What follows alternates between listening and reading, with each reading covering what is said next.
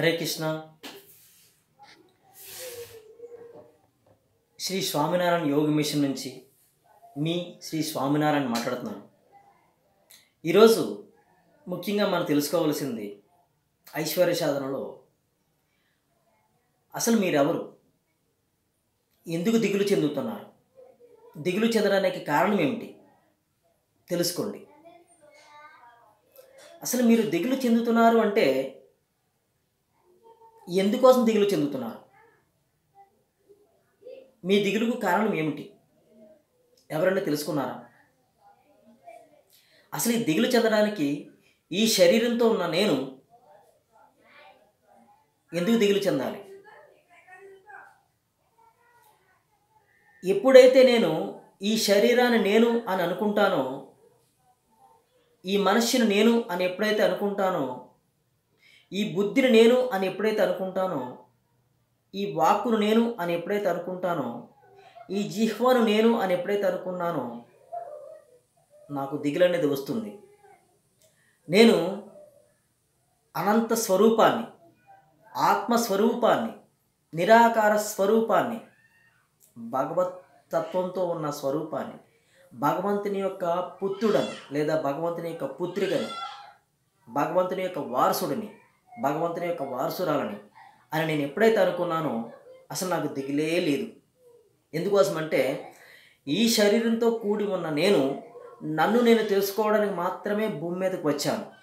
తప్పితే దేనికోసమో దిగులు చెందడానికో, దేనికోసమో దుఃఖించడానికో ఈ భూమి మీదకి రాలేదు అని తెలుసుకోవాలి. నేను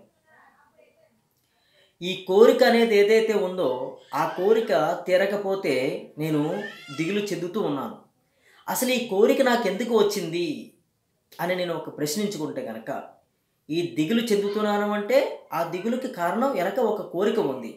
ఆ కోరిక అసలు ఎందుకు వచ్చింది అని క్వశ్చన్ వేసుకుంటే కనుక మనలో మనం మమేకమై మనలో మనం ప్రశ్నించుకుంటే ఆ కోరిక కారణం తెలుస్తుంది. ఏదో నాకు కావాలి అని తెలుస్తుంది. అసలు ఆ ఏదో నాకు ఎందుకు కావాలి, దానివల్ల నాకు వచ్చే ఉపయోగం ఏమిటి, దానివల్ల నాకు వచ్చే నష్టం ఏమిటి, దానివల్ల నాకు కలిసి వచ్చే లాభం ఏమిటి అని నేను ప్రశ్నించుకుంటే లాభం శూన్యము అని తెలుస్తుంది. ఎందుకోసమంటే మనం ఏ కోరిక కోరుకున్నా ఆ కోరిక సజీవంగా ఎప్పటికీ ఉండదు. ఏదో ఒక టైంకి నిర్జీవంగా మారిపోతుంది. ఒక కోరిక తీరిన వెంటనే ఆ కోరికతో మన జీవితం పూర్తయిపోతుందా అంటే లేదు, ఇంకొక కోరిక పుడుతుంది. ఆ కోరికతో నెగ్గించుకున్న తర్వాత మన జీవితం అక్కడితో పూర్తయిందా అంటే లేదు, ఇంకొక కోరిక పుడుతుంది. అసలు ఈ కోరిక పుట్టడానికి కారణం ఏమిటి అంటే మన యొక్క మనస్సు అని తెలుస్తుంది. ఇక్కడ మన యొక్క మనస్సు ద్వారా మాత్రమే మన యొక్క కోరికలు పుడుతున్నాయని తెలుస్తుంది. ఇక్కడ మన మనసు మనతో ఉందా, బయట వారితో ఉందా అంటే మాయా ప్రపంచంలో ఉందా అంటే ఇక్కడ మనం తెలుసుకోవాల్సింది ఏంటంటే మన యొక్క మనసు ఏదైతే ఉందో అది మాయా ప్రపంచంలోనే ఉంది. ఆ మాయా ప్రపంచం ఎక్కడ ఉందంటే నా ఆరాన్ని దాటి బయట ఉంది. ఆ బయట ఉన్నది ఏదైతే ఉందో అదే ప్రపంచము, అదే పరాయి ప్రపంచము. ఆ పరాయి ప్రపంచంలోకి నా మనసు ఎప్పుడైతే వెళుతుందో ఆ పరాయి ప్రపంచం యొక్క వ్యామోహంలో అది పడి ఈ ఆత్మదేవుడికి అందిస్తుంది. అది తీసుకొచ్చి ఈ ఆత్మకి ఏది అంటుకోదు, మంచి అంటుకోదు, చెడు అంటుకోదు. ఇది నిర్గుణ తత్వంతో ఉంటుంది. ఇక్కడ ఈ ఆత్మ ఏదైతే చూస్తుందో అది మనసు ద్వారా మాత్రమే చూస్తుంది. ఈ మనస్సుని ఈ ఆత్మ తనలో ఇముడ్చుకోలేదు. మన యొక్క బుద్ధి ద్వారా మాత్రమే మనస్సుని ఆత్మతో మమేకం చేసుకోవాలి. ఇక్కడ సకల చరాచర జీవులు కూడా ఆత్మతత్వంతోనే ఉంటున్నాయి. ఒక్క మానవుడు మాత్రం తప్ప, మానవుడు మాత్రమే ఆత్మతత్వం నుంచి విడిపడి శరీరతత్వంతో ఉంటున్నాడు, బుద్ధితత్వంతో ఉంటున్నాడు, మనసు తత్వంతో ఉంటున్నాడు. కాకపోతే భగవంతుడు ఇక్కడ ఈ శరీరాన్ని ఇచ్చింది మనసుతోనే ఉండమని ఇచ్చాడు, బుద్ధితో ఉండమని ఇచ్చాడు, శరీరంతో ఉండమని ఇచ్చాడు. కానీ ఈ మూడింటిని తీసుకుని నీ ఆత్మతత్వంతో కలిసి ఉండు అని ఈ శరీరాన్ని మనకి అందించాడు. ఈ శివ పరమాత్మ ఎవరైతే ఉన్నారో, విష్ణు పరమాత్మ ఎవరైతే ఉన్నారో, బ్రహ్మ పరమాత్మ ఎవరైతే ఉన్నారో, బ్రహ్మ విష్ణు మహేశ్వరులు ఎవరైతే ఉన్నారో ఆ ముగ్గురు కూడా నాయందే ఉన్నారు. బ్రహ్మ బ్రెయిన్ కోరికని పుట్టిస్తాడు, విష్ణువు మనస్సు కోరిక వైపు నడిపిస్తాడు, శివుడు లయం కోరికని అంతం చేస్తాడు, సృష్టి స్థితి లయ, ఈ సృష్టి స్థితి లయ ఏదైతే ఉందో బ్రహ్మ విష్ణు మహేశ్వరులు అనేవారు ఎవరైతే ఉన్నారో అది నాయందే ఉన్నారు, వారు నాయందే ఉన్నారు. ఇప్పుడు నా ఈ బ్రహ్మ విష్ణు మహేశ్వర తత్వాలు అనేది ఏదైతే ఉందో త్రిగుణాత్మకాలు, ఈ త్రిగుణాత్మకాలని నేను కలుపుకొని నా మనస్సుతో కూడి నా ఆత్మతత్వంతో నేను మమేకమై వెళ్తే నా ఆత్మని పరమాత్మ చెంత నిలపగలిగితే మొత్తం విశ్వం అంతా కూడా నాకు గోచరం అవుతుంది. విశ్వములో ఏమి జరుగుతుంది, ఏమి జరగడం లేదు, ఏమి జరగాలి, విశ్వం కూడా సృష్టి స్థితి లయకారకం మీద ఆధారపడింది. నా ఆత్మతత్వంతో నేను ఎప్పుడైతే మమేకమే ఉన్నానో, నా ఆత్మతత్వాన్ని తీసి పరమాత్మతత్వంలో ఎప్పుడైతే కలుపుకుంటున్నానో అసలు నాకు దిగులే ఉండదు. ఇప్పటి వరకు ఈ విషయం తెలియదు కాబట్టి నేను దిగులు చెందుతున్నాను. ఎందుకు దిగులు చెందుతున్నాను? శరీరంతో కూడి ఉన్నాను కాబట్టి నేను దిగులు చెందుతున్నాను. నాకేదో కావాలి, అది నా వద్దకు రాలేదు, నేనేదో పొందాలి, అది నేను పొందలేకపోయాను కాబట్టి నేను దిగులు చెందుతున్నాను. అసలు ఆ నారు పోసిన భగవంతుడు నీరు పోయాడా? ఎందుకు పోయాడు? ఖచ్చితంగా పోస్తాడు. ఎందుకోసమంటే నారు పోసింది ఆయనే, నీరు కూడా పోయాల్సింది కూడా ఆయనే. లేదు నీరు పోయకుండా ఈ నారుని తీసుకెళ్ళిపోయి కూడా ఆయనే. సో నేను నిమిత్త మాత్రుడిని. ఒక్కటి మాత్రం మీరు గ్రహించండి, ఈ భూమి మీదకి మీరు ఏది తీసుకురాలేదు, ఈ భూమి నుంచి మీరు ఏది తీసుకువెళ్ళలేరు. మధ్య నడుమ జరిగేదంతా ఒక నాటకము. ఈ నాటకంలో మనం పాత్రధారులం అవ్వాలి కానీ, ఈ నాటకంలో మనం పాత్రధారులుగానే ఉండాలి కానీ ఈ నాటకంలో వేసే పాత్ర నిజమని మాత్రం అనుకోవద్దు. ఒక నాటకంలో ఒక పాత్రధారి ఏదో ఒక పాత్ర వేస్తూ ఉంటాడు. ఆ పాత్ర పని పూర్తయిపోయిన తర్వాత తెర వెనుకకు వెళ్ళి తన యొక్క నిజమైన దుస్తులను ఏదైతే ఉన్నాయో అవి ధరించి తన యొక్క నిజమైన పాత్ర ఏదైతే ఉందో ఆ పాత్ర తీసుకుని వెళ్ళిపోతాడు. కానీ రకరకాల నాటకాల్లో రకరకాల పాత్రలు వేస్తూ ఉంటాడు ఈ నాటకాలు వేసేవాడు. అదంతా నిజమా? కాదు. అదేవిధంగా మనము ఎన్నో జన్మలు ఎత్తి భూమి మీదకి వచ్చి ఒక్కొక్క జన్మలో ఒక్కొక్క పాత్ర ధరించి ముందుకు వెళుతూ ఉన్నాము. ప్రతి పాత్రలోని ఏదో ఒక విషయం తెలుసుకోవాలి.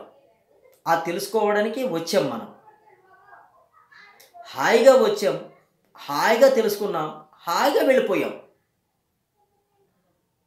ఎప్పుడు నిత్య ఆనంద స్వరూపుడిగా మీరు ఉంటారో, ఎప్పుడు నిత్య ప్రేమ స్వరూపంగా మీరు ఉంటారో, ఎప్పుడు భగవంతుని యొక్క తత్వంతో మీరు ఉంటారో, ఆ క్షణం నుండి మీకు దిగులు అన్నదే లేదు. నేను శ్రీ స్వామినారాయణ్ని. నా క్రింద ఉన్న నా భార్య, నా బిడ్డలు, నా బంధువర్గము, నా స్నేహితులు అందరూ నా మాట వినాలి. నా మాటే వినాలి, నేను చెప్పిందే చేయాలి అని ఎప్పుడైతే నేను అనుకుంటున్నానో నేను అహంకారంతో ఉన్నాను. వారు ఎప్పుడైతే నా మాటని జవదాడతారో అప్పుడు నా అహంకారానికి గట్టిగా ఫోర్స్ వస్తుంది. ఏదైనా చేయాలనుకుంటాను, చేస్తాను కూడా, వారిని బాధిస్తాను. చేయలేని పరిస్థితిలో, చేయలేని పక్షంలో నేను దిగులు చెందుతూ ఉంటాను. అరే, నా వాళ్ళేంటి నా మాట వినటం లేదు, నా వాళ్ళు నన్ను నిరాకరిస్తున్నారు, నా వాళ్ళు నన్ను దూరం చేస్తున్నారు అని నిరంతరం నేను దిగులు చెందుతూ ఉంటాను. నేను నా అహంకారం నాలో ఉంది కాబట్టి నేను ఈ విధంగా దిగులు చెందుతున్నాను తప్ప, నేను అనే అహంకారం పక్కన పెడితే అసలు దిగులు చెందాల్సిన పని ఏముంది నాకు? ఎందుకు దిగులు చెందాలి నేను? వారెవరు నా మాట వినడానికి? వారిని కట్టుకున్నంత మాత్రాన, వారిని కన్నంత మాత్రాన, వారితో స్నేహం చేసినంత మాత్రాన వారు నా మాట వినాలా? వినాలని ఉందా? వారి జీవితంలో వారు ఏ పాత్ర వహించాలనుకుని వచ్చారో వారు ఆ పాత్ర వహించుకుని వారి యొక్క పాత్ర ధర్మాన్ని వారు నిర్వర్తిస్తూ వాళ్ళు ముందుకు వెళ్ళిపోతారు అంతే. తప్పితే నా పాత్ర యొక్క ధర్మం ఏదైతే ఉందో, భర్త పాత్రగా, తండ్రి పాత్రగా, స్నేహితుల పాత్రగా, యజమాని పాత్రగా, నౌకరి పాత్రగా ఏదైతే వహించాలని ఉందో అది వహించి ఆ పాత్రకి పూర్తి ధర్మంగా న్యాయం చేయడమే నా ఈ పని. బట్ ఆ పాత్రకి న్యాయం చేయడం వరకే నా పని తప్ప ఆ పాత్ర నేనే పోకూడదు. నా పాత్ర ఏమిటి? పరమాత్మ తత్వంతో ఉన్న ఆత్మ పదార్థాన్ని నేను. పరమాత్మ తత్వం నుంచి విడిపడిన ఆత్మ పదార్థాన్ని నేను. ఈ ఆత్మ పదార్థాన్ని నేను ఆ పరమాత్మ తత్వంతో కూడి ఉన్నాను అని ఎప్పుడైతే నేను గ్రహించానో అసలు నాకు దిగులే లేదు, దిగులే రాదు. ఎందుకోసం దిగులు చెందుతున్నాను నేను? శరీరాన్ని నేను అని అనుకుంటున్నాను కాబట్టి దిగులు చెందుతున్నాను. మనస్సును నేను అనుకుంటున్నాను కాబట్టి నేను దిగులు చెందుతున్నాను అని ఎప్పటికప్పుడు మీరు ప్రశ్నించుకోండి. మీకు దిగులు వచ్చింది అంటే ప్రశ్నించుకోండి, నేనెవరు? అసలు ఈ దిగులు రావడానికి కారణం ఏమిటి? ఈ దిగులు రావడానికి కారణం నా ఈ కోరిక. అసలు ఆ కోరిక ఏమిటి? ఆ కోరిక ఎక్కడి నుంచి వచ్చింది? దేని నిమిత్తం వచ్చింది అని ప్రశ్నించుకోండి. కారణమే తెలుస్తుంది. అప్పుడు ఈ కోరిక నాకు అవసరమా? ఈ కోరిక తీరడం నాకు పూర్తిగా అవసరమా అని ప్రశ్నించుకోండి. మీకు స్పష్టంగా అర్థమవుతుంది. ఎన్నో పూజలు చేస్తూ ఉంటాము, ఎన్నో వ్రతాలు చేస్తూ ఉంటాము, ఎన్నో హోమాలు చేస్తూ ఉంటాము, యజ్ఞ యాగాదులు చేస్తూ ఉంటాము, జప తపాదులు చేస్తూ ఉంటాము, గుళ్ళు గోపురాలు తిరుగుతూనే ఉంటాము, తీర్థయాత్రలు చేస్తూ ఉంటాము, గంగా స్నానాలు, యమునా స్నానాలు, కృష్ణా స్నానాలు చేస్తూనే ఉంటాము. ఇవన్నీ చేసుకుంటూనే ఉంటాము. శరీరాన్ని వదిలేస్తాము, మరలా శరీరాన్ని తీసుకుంటాము, మళ్ళీ ఇవన్నీ చేసుకుంటూనే ఉంటాము. కాకపోతే ఎన్నిసార్లు చేసినట్టే ఉంటాయి. మీలో ఇక్కడ మెదలాలి, ఇక్కడ దీని గురించి తెలుసుకోవాలి, ఇక్కడ దీని గురించి తెలుసుకోవాలి. ఎవరు నేను? ఎందుకు పుట్టాను? ఏమి చేయడానికి పుట్టాను? ఏమి చేస్తున్నాను? ఏమి చేయాలి? ఇది తెలుసుకుంటే అసలు మీకు దిగులే ఉండదు, ఉండదుగాక ఉండదు. ఈ పూజా పురస్కారాలు చేయడం అంతా ఒక ఎత్తు అయితే, ఈ జ్ఞానం తెలుసుకోవడం ఒక ఎత్తు. అదే ఆధ్యాత్మిక జ్ఞానము. ఈ ఆధ్యాత్మిక జ్ఞానం ఎప్పుడైతే మనం తెలుసుకున్నామో భగవంతుని యొక్క స్వరూపంగా మీరు మారిపోయినప్పుడు మీరే నడిచే దైవాలుగా, మాట్లాడే దైవాలుగా, చూసే దైవాలుగా, నడయారే దైవాలుగా ఈ భూమి మీద సంచరిస్తారు. ఎవ్వరు ఎట్టి పరిస్థితుల్లోనూ దిగులు చెందవద్దు. ఎవ్వరు ఎట్టి పరిస్థితుల్లోనూ దిగులు చెందవద్దు. దిగులు అనేదే లేదు. ఇదే నిజము, ఇదే సత్యము. నా మాట నమ్మండి. మీకు ఏదైనా డౌట్ ఉంటే నా నెంబర్కి కాల్ చేయండి. 9704852146. మరలా చెప్తాను, 9704852146. 9848522146. మీకు ఎప్పుడు మీతో ఉండే మీ శ్రీ స్వామినారాయణని ఏ సమస్య వచ్చినా కాల్ చేయండి, మీకు అందుబాటులో ఉంటాను. హరే కృష్ణ.